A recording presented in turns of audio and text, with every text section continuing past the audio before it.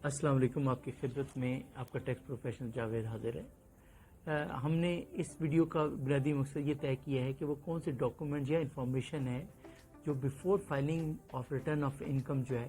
وہ ریکوائرڈ ہوتی ہے. بیسیکلی جب بھی آپ کا پتہ چلتا ہے کہ آپ سیلریڈ کلاس ہیں تو بیسیکلی ہم سارا overall view salary class سے ہی بات کر رہے ہیں. تو اس کے لیے آپ کو امپورٹنٹلی ایک تو آپ کے پاس ٹیکس سرٹیفکیٹ ہوتا ہے جو آپ کا امپلائر دیتا ہے، آپ جس کے اندر ڈفرینٹ بیفرکیشن ہوتی ہے سیلری کی. ایک تو وہ آپ کے پاس ٹیکس سرٹیفکیٹ ہونا چاہیے، اس کے اندر کتنی آپ کی سیلری تھی اور کیا ٹیکس اماؤنٹ تھی، وہ وہاں پہ ساری تفصیل درج ہوتی ہے. اس کے علاوہ جو آبویسلی جو بھی آپ ٹیکس کلیم کریں گے، مثلا اگر آپ سپوز کریں آپ نے پراپرٹی ٹیکس پے کیا ہے تو آبویسلی پراپرٹی ٹیکس کی جو رسید ہے وہ آپ کے پاس ہونی چاہیے. اگر آپ نے کوئی گاڑی بیچی ہے اور اس کے اوپر کوئی یا آپ نے گاڑی خریدی ہے اس کے اوپر ود ہولڈنگ ٹیکس آپ نے پے کیا ہے تو وہ ڈاکومنٹ جو ہے وہ رسید بھی آپ کے پاس ہونی چاہیے. اس کے علاوہ ہم لوگوں کے پاس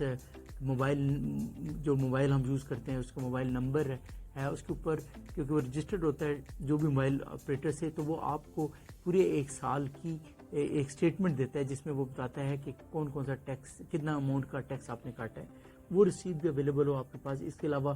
اگر بچوں کی ایجوکیشن سرٹیفکیٹ یا ایجوکیشن رسیٹ ہے جو فی بل آپ پے کرتے ہیں، کیونکہ وہ لوگ جو ان کے اوپر آپ ایک خاص لمٹ ہے جس کا آپ ٹیکس کریڈٹ لیتے ہیں، تو آپ کے پاس ان بچوں کی فی بلز کا بھی جو ریکارڈ ہے وہ موجود ہو. اس کے علاوہ یہ ہے کہ آپ کے پاس جو ہے فردر آپ اس کے اندر انکلوڈ کر سکتے ہیں، جیسے آپ نے ڈونیشن کسی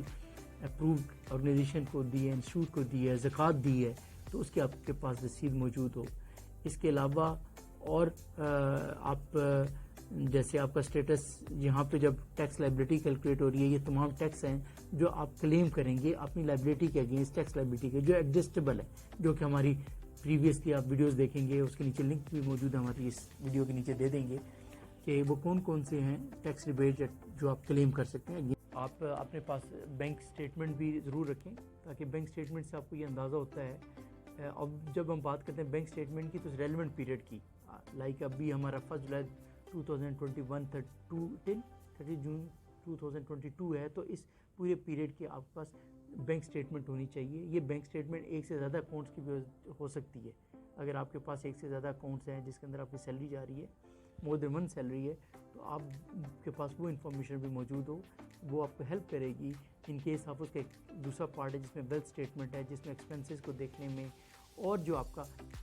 ٹیکس پروفیشنل ہے یا جو آپ ٹیکس کنسلٹنٹ آپ نے ہائر کیا ہوا ہے وہ آپ کو بتائے گا کہ مجھے یہ انفارمیشن چاہیے، تو وہ انفارمیشن وہ آپ کی بینک سٹیٹمنٹ سے بھی لے سکتا ہے. اس کے علاوہ بھی آپ کے پاس کوئی اور کویشچن ہو، ہماری کوشش تو یہ ہے کہ وقتاً فوقتاً جو ہماری نالج میں، جو ہمارے ڈیٹا بیسز میں یا سوشل ویب سائٹس میں